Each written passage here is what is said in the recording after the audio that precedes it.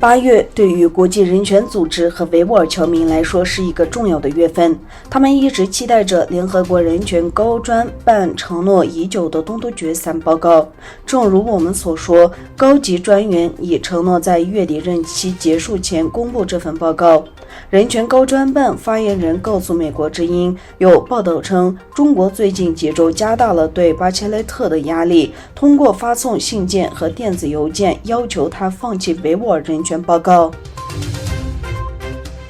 波罗的海国家拉脱维亚和爱沙尼亚周四发表声明，宣布退出中国与中东欧国家合作机制。中国与中东欧国家合作机制是中国向欧洲发展“一带一路”战略的重要桥头堡。拉脱维亚和爱沙尼亚退出该合作机制，令中国在欧洲的发展面临新的挫折。波罗的海国家立陶宛已于2021年3月退出这一合作机制。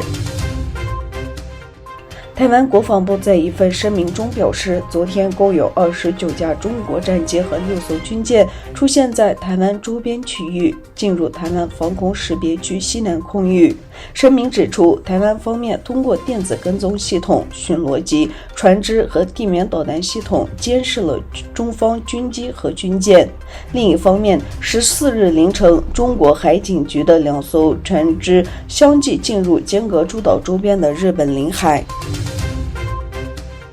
据中国共产党官方机构环球时报报道，中国国际贸易促进委员会和中国国际贸易协会就最近批准的美国芯片与科学法案的负面后果发表了声明。中国贸促会、中国国际商会对此表示坚决反对，并呼吁全球工商界携手应对，消除该法案对工商界的不利影响，必要时采取有力措施维护自身合法权益。最近签署的一项法律允许美国政府向国内芯片制造商提供大约520亿美元的补贴。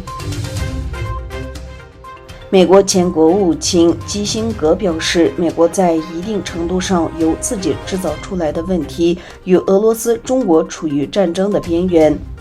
基辛格近日就其最新出版的新书接受《华尔街日报》采访时表示，当今世界正在危险失衡的边缘，围绕那些在一定程度上由我们制造出来的问题，我们与俄罗斯、中国处于战争的边缘，却对如何结束或它将导致什么没有任何概念。在他看来，乌克兰是一个曾经附属于俄罗斯的领土集体核，俄罗斯人将其视为自己的领土，尽管一些乌克兰人不这么认为。